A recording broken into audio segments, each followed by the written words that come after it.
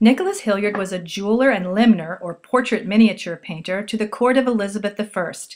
This half-length portrait is named after the phoenix pendant Elizabeth wears, symbolizing virginity and rebirth of the Tudor dynasty. Whether Hilliard created the pendant is an interesting question.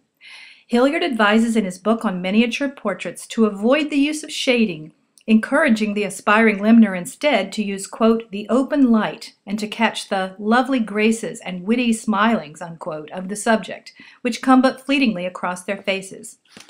Pale skin was highly prized by the Elizabethans, and many ladies plucked their eyebrows and hairline to achieve the fashionable high forehead we see here. Elizabeth typically wore a wig and heavy face makeup, particularly important since her skin was scarred from a bout with smallpox. She stuffed rags in her mouth to avoid a hollow-cheeked look from numerous missing rotted teeth. She loved to snack on bonbons. "Brush your teeth, kids!" She was particularly vain of her hands. She's around 42 here. Elizabeth was a fashionista, favoring gowns in black and white, colors which underscored her virgin status and were thought besides to confer magical powers. Woe betide courtiers whose outfits pleaseth her highness not, or which outshone her own. She was known to spit on them. Here she wears a farthingale, similar to a hoop, to hold her gown out from her body. The bodice is stiffened, probably with iron, and the sleeves are separate from the gown. Notice the attention Hilliard, a royal jeweler as well as painter, has given to her masses of pearls and gold jewelry. Elizabeth identifies herself as a Tudor with the red rose she holds. Orazio Gentileschi painted this 56 by 50-inch oil on canvas around 1615. The strong contrast between shadows and light reflects Gentileschi's inspiration from Caravaggio, to whom this work was falsely attributed for several centuries.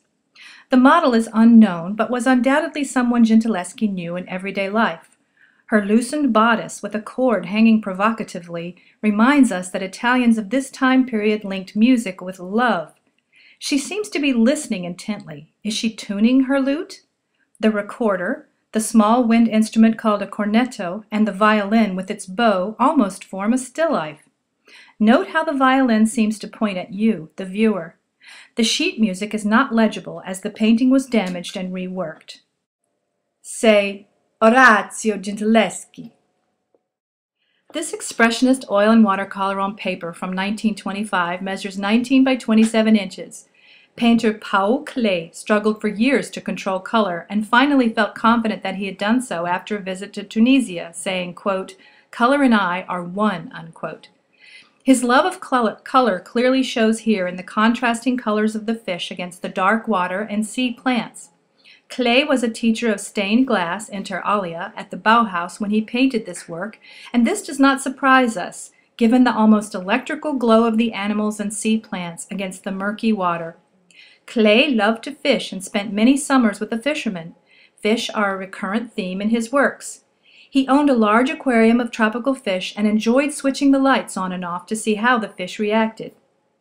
Klee painted the goldfish in almost a childlike manner. He greatly admired children's art, yet the image has great power and intrigue.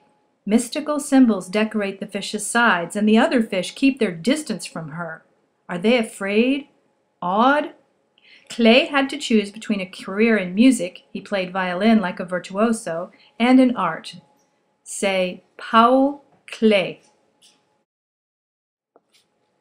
Who is this? I'm fairly certain that he didn't actually look this way. This is an artist, Jorge Manuel Theotokopoulos. Does his name sound familiar?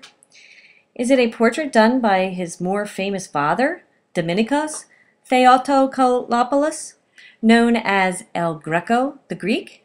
Well, in a way it is. The original portrait was done around 1600 by El Greco, who, though Greek, is often considered a Spanish artist since he did most of his well-known paintings in Spain. But this is actually a painting by another important Spanish artist, Pablo Picasso. The work we're looking at was painted in 1950. Picasso is providing us with a reinterpretation of a portrait El Greco did around 1600. That's 350 years earlier. Picasso did several such paraphrases or reinterpretations of works by other artists at this time. Can you spot Picasso's style in this modern work? Certainly. Would we call this a Cubist painting? Well, it's tempting to call this a Cubist painting, but in reality, scholars consider The Three Musicians of 1921 to be one of Picasso's last Cubist works. This portrait fits better into Picasso's Surrealist phase. It more resembles Guernica than The Three Musicians. But it is best simply to think of this as one of Picasso's paraphrases or reinterpretations of works by other artists he admired, such as Velázquez, Manet, Delacroix, El Greco, and others. It's fun. We can easily identify Jorge, Manuel's mustache, and his costume, including the ruff and his palette and brush. Say Jorge Manuel Theotokopoulos, Domenicos Theotokopoulos, Pablo Ruiz Picasso.